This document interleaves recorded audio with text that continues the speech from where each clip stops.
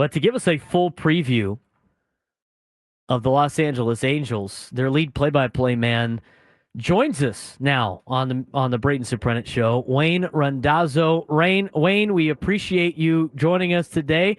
Welcome to America's finest city, just down the road from you guys in Anaheim. That sure is. Thanks for having me on. Well, let's talk about the Angels for a little bit. I mean, obviously, the main piece for the Halos is Mike Trout. He's been dealing with an injury, has missed a significant amount of time. What is the latest on Mike Trout, and what have the Angels been like without Mike Trout? Well, the latest on Trout is he's trying to get back from this knee injury. He described it as kind of a bone-on-bone type of thing and just some impact when he was running. So he took some time off, and he's still not running yet, but he's been swinging the bat. He's been on the stationary bike, and he's trying to make his way back as soon as possible. He's eligible to come off the injured list now, but I don't think he's going to be ready for the Padres series, and maybe he will be ready by the weekend when the Angels play the Dodgers up at Dodger Stadium. But it's tough without Trout. He wasn't having huge numbers in terms of his batting average, but his home runs and RBIs were leading the team, and actually still leading the team, even though he's been out now for almost 2 weeks. He still leads the team in both of those categories. So he was having impact when he was making contact. The contact was a little bit more scarce than what you normally see from Trout, but just having his bat and his presence in the lineup is huge for the Angels, and they have not been able to score runs as consistently without him. Angels television broadcaster and also a broadcaster for Friday Night Baseball on Apple TV Plus, Wayne Randazzo, joining us on the Braden Soprano Show to get you ready for a 3-game series against the Los Angeles Angels. Wayne, the Angels as a whole, under their head coach Ron Washington, or their manager Ron Washington, second year of him at the helm, kind of implemented some old school philosophies. They got rid of phones in the clubhouse during spring training. How's Ron Washington been, and how's the clubhouse been with him in control the last couple of years? Well, Wash is a baseball educator, at the end of the day. I think he wants to teach these guys how to win ultimately, and they haven't done a lot of the last part, but they have done a lot of the other two. They have learned a lot.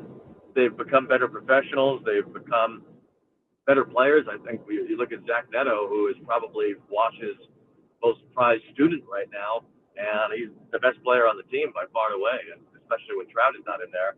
Neto really stands out for how much better he's become defensively, how good he has been as a hitter over the last season and a month now. So, there are ways that you can look at this team and see them getting better, but also there are a lot of holes still. There are guys who have not been able to catch up offensively or from a pitching standpoint. I mean, the bullpen has had a lot of inexperience and a lot of issues getting guys out.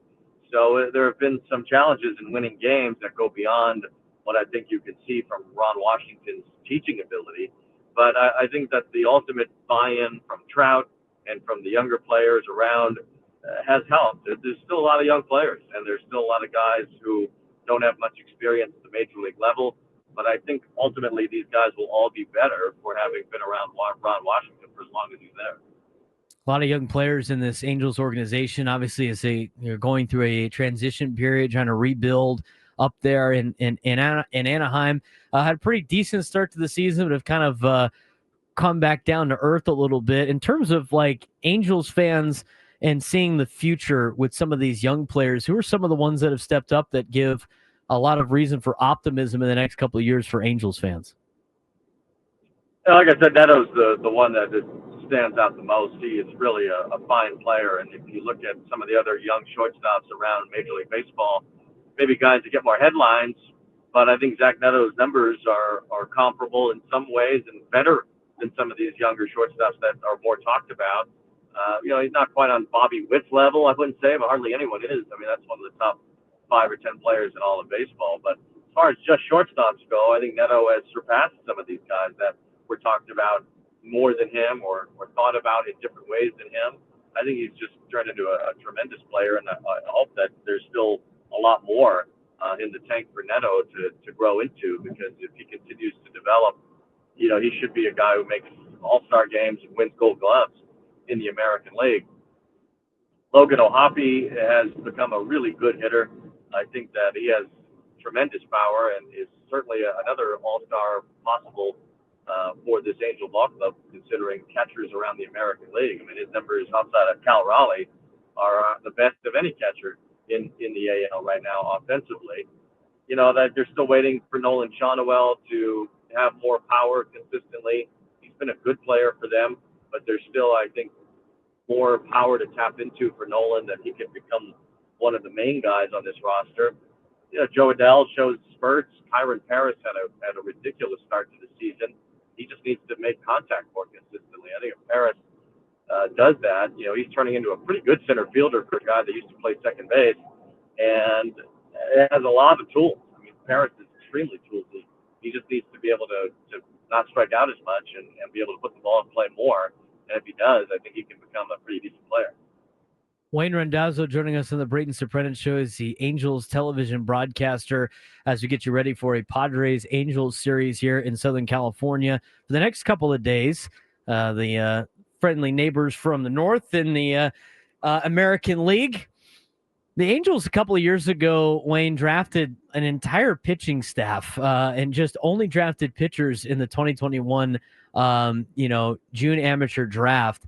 Yet they're pitching again, and not everybody's going to work out, but it seems to be a Achilles heel for the Angels, who had spent a lot of money on position players and veterans over the years, and the pitching seemed to be kind of their as I mentioned, Achilles heel. How is, have they been able to address any of the pitching situation? A lot of those guys trying to come up, but the entire pitching staff as a whole for the Angels seems to be a recurring problem year in and year out.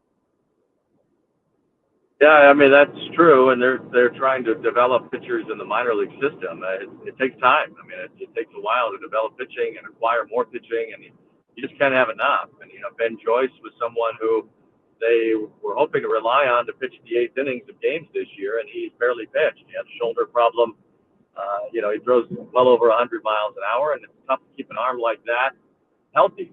Somehow Aroldis Chapman has largely stayed healthy throughout his career, but guys like that are pretty rare in terms of staying healthy. So Joyce is on the IL right now, and there's no real timetable for his return. It's been disappointing to see Reed Detmers not take the next steps, because that guy has a lot of talent, and he just, for whatever reason, has been unable to get hitters out consistently as a starter last year and as a reliever this year. But you look at what he can do on the mound, and it's confounding, because he should be a top pitcher on this staff, and potentially one of the top pitchers in the American League. So they need to get him figured out. And there's a lot of pitching coming up through the pipeline. Caden Dana's been really good at AAA this year. George Clausen, although he got hit by a line drive yesterday, hopefully he's okay, is a guy who's got some eye-popping talent and numbers at AA this year. And they've got some other pitchers that they've developed as well that are working through the minor league system. So they do have more pitching in the system that they've shown at the major league level. They don't need to rush those guys. They need the guys that are veterans to be able to step up and get some outs. I think all told this year, their starting pitching hasn't been bad. Tyler Anderson's been really good. Jose Soriano's been doing a nice job. Yusei Kikuchi pitches tonight. His numbers are better than they look, because he just hasn't been able to get a win. But there have been 2 or 3 games that he probably should have won. So I think the starting pitching's been fine. There's just not much depth as far as helping the bullpen out. And some of these younger pitchers that are in the minor league system should be arriving in the next year or so. And I think those guys will make an impact when they get here. Wayne, we appreciate the time. As it sounds like you're driving down and coming into to the next 3 days here against the San Diego Padres. We appreciate you taking the time as always, and have a good call this week. Thank you very much. Appreciate it.